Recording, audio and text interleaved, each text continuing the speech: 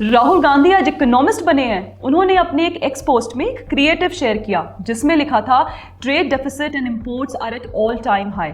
इसके साथ ही राहुल गांधी ने लिखा what happens when a government prioritises crony businesses over fair play businesses. Result weakened manufacturing sector, depreciating currency, record high trade deficits, high interest rates, falling consumption and soaring inflation. विपक्ष के नेता की भूमिका में राहुल गांधी चूंकि प्रोपोगेंडा पर अधिक विश्वास रखते हैं, इसलिए वे राजनीति की ही तरह इकोनॉमी पर भी स्पेसिफिक बातें ना करके जनरलाइजेशन ही करेंगे, और वही उन्होंने किया। सवाल यह है कि अर्थव्यवस्था संबंधित बातें क्या जनरलाइज की जा सकती हैं? जवाब है नहीं। जिस क्रिएटिव को राहुल गांधी ने शेयर किया है उसका कोई खास मतलब नहीं है। आप पूछेंगे क्यों? तो पहले आप ध्यान दें कि उसमें लिखा क्या है। उसमें लिखा है trade deficit and imports are at all time high. कोई भी व्यक्ति जो इकोनॉमी समझता है वह यही कहेगा कि अरे भाई, ट्रेड डेफिसिट इसलिए हाई है क्योंकि इंपोर्ट्स हाई हैं। इंपोर्ट्स हाई नहीं होते तो ट्रेड डेफिसिट हाई नहीं होता। अब आते हैं राहुल गांधी के ट्वीट पर क्रोनी कैपिटलिज्म की उनकी बात को लेकर। सवाल यह है कि यह कैसे प्रूव होता है कि उसके कारण ही वर्तमान इकोनॉमिक सिनेरियो बना है। राहुल गांधी के अनुसार मोदी सरकार के आने के बाद भारत में मैन्युफैक्चरिंग सेक्टर का परफॉर्मेंस गिरा है, जबकि सच यह है कि मैन्युफैक्चरिंग यूपीए सरकार के एजेंडा में कभी थी ही नहीं। पता है क्यों? क्योंकि उनके अपने आर्थिक सलाहकार इस बात में विश्वास रखते हैं कि भारत को पर्यावरण की सुरक्षा सुनिश्चित करने के लिए मैन्युफैक्चरिंग करना ही नहीं चाहिए और सर्विसेज सेक्टर में ही रहना चाहिए। सच ये है कि भारत के जीडीपी में मैन्युफैक्चरिंग का योगदान साल 2014 में 17.3% था, जो 2021-22 में 18.5% और 22-23 में 17.7% और 23-24 में 17.3% रहा। ये आंकड़े क्या कहते हैं? ये आंकड़े बताते हैं कि मोदी सरकार आने के बाद मैन्युफैक्चरिंग को दुरुस्त किया जा रहा है और इसके लिए कई इनिशिएटिव लिए गए हैं।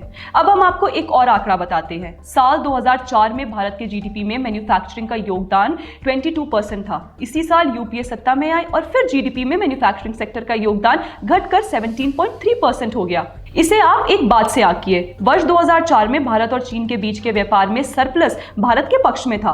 2004 में भारत और चीन के बीच 13.6% बिलियन अमेरिकी डॉलर का व्यापार था। इसमें ट्रेड सरप्लस भारत के पक्ष में था और उसकी टोटल वैल्यू 1.75 बिलियन अमेरिकी डॉलर था। पर उसके बाद क्या हुआ? उसके बाद यह हुआ कि हमने लगातार चीन से ट्रेड बढ़ाया और धीरे धीरे क्या हुआ उसका अंदाजा इस बात से लगाया जा सकता है कि 2008 तक भारत और चीन का व्यापार 2004 के 13.6 बिलियन अमेरिकी डॉलर से बढ़कर 31.58 बिलियन अमेरिकी डॉलर हो गया। इसमें जो सबसे महत्वपूर्ण बात यह है कि साल 2004 में जहां भारत के पक्ष में 1.75% डॉलर का ट्रेड सरप्लस था, वह 2008 में 23.1 बिलियन अमेरिकी डॉलर के ट्रेड डेफिसिट से बदल गया।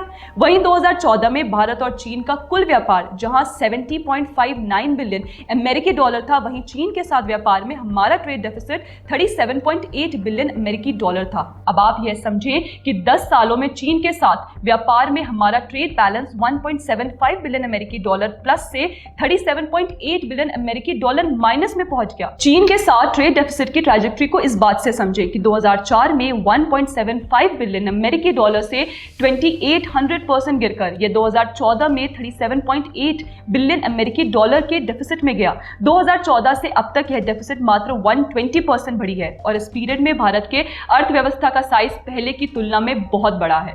यूपीए के इन 10 वर्षों में भारत की व्यापारिक निर्भरता चीन पर इतनी कैसे और क्यों बढ़ी? इस सवाल का जवाब शायद कांग्रेस पार्टी और कम्युनिस्ट पार्टी ऑफ चाइना के बीच साइन किए गए उस एमओयू में मिल सकती है जिसके बारे में कांग्रेस पार्टी बात नहीं करना चाहती। ऊपर से तुर्रा यह है कि आए दिन इसी कांग्रेस पार्टी के नेता बार बार भारत चीन व्यापार में ट्रेड एनोमलीज की बात करते रहते हैं और इस अंदाज में करते हैं जैसे मोदी सरकार आने के बाद ही यह विसंगति पड़ी। जहां तक हाई ट्रेड डेफिसिट की बात है, भारत एक ग्रोइंग इकोनॉमी है। इंफ्रास्ट्रक्चर के लिए जो कुछ भी बन रहा है उसकी जरूरत है। अगर पूर्व की सरकारों ने देश में मैन्युफैक्चरिंग चीन के आगे सरेंडर कर दिया तो एक ग्रोइंग इकोनॉमी के लिए जो भी चाहिए होगा वह इंपोर्ट से पूरा किया जाएगा।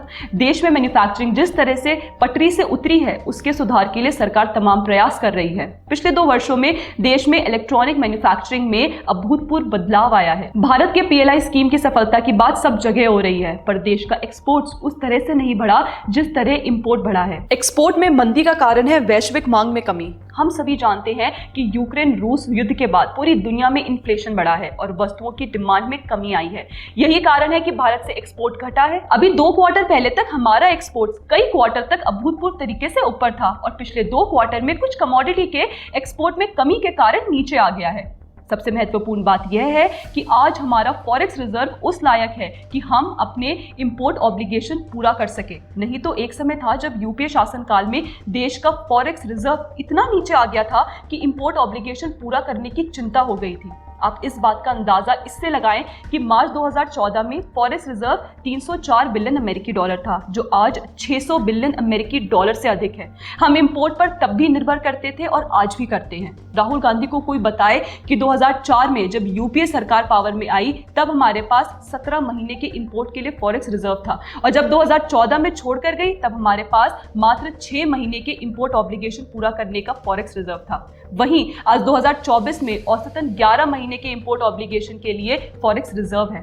अब राहुल गांधी को कौन याद दिलाए कि एक समय था जब भारतीय अर्थव्यवस्था में आई मंदी को डॉक्टर मनमोहन सिंह ग्रीस की गिरती अर्थव्यवस्था से जोड़ देते थे। और आज ये समय भी है जब यूक्रेन रूस वॉर लगभग 3 वर्षों से चल रहा है और उसके बावजूद भारत विश्व की बड़ी अर्थव्यवस्थाओं में एकमात्र इकोनॉमी है जो 3 वर्षों तक लगातार 7% के ऊपर ग्रो कर रही है। राहुल गांधी को समझाने के लिए शायद रघुराम राजन को आगे आना चाहिए, जो बता सकें कि देश यूपीए शासनकाल से आगे निकल आया है, जब भारत को ईसीबी यानी एक्सटर्नल कमर्शियल बोरोइंग्स पर निर्भर रहना पड़ता था। यह निर्भरता किस तरह की थी, इसका अनुमान ऐसे लगाया जा सकता है कि 2004 से 2014 के बीच 10 सालों में ईसीबी का टोटल डेट में कंट्रीब्यूशन 21.1% था, जो एनडीए के शासनकाल में यानी 2014 से 2024 के बीच मात्र 4.5% रहा है। यही कारण है कि देश का फॉरेक्स रिजर्व 2013 में सबसे निचले स्तर पर था। रघुराम राजन को यह भी समझाने की जरूरत है कि 3 वर्षों से लगातार ग्रो करने वाली इकोनॉमी की रफ्तार धीमी होती ही है। जिस बात की जरूरत है वह यह है कि उसे जनरलाइज करके प्रोपेगेंडा पेडल करना एक जिम्मेदार विपक्ष की निशानी नहीं है। देश की संसद में विपक्ष का नेता अगर इकोनॉमी पर बात करना चाहता है तो वह स्पेसिफिक्स पर बात करे, ना कि प्रोपेगेंडा की भाषा में, क्योंकि इकोनॉमी गंभीर विषय है।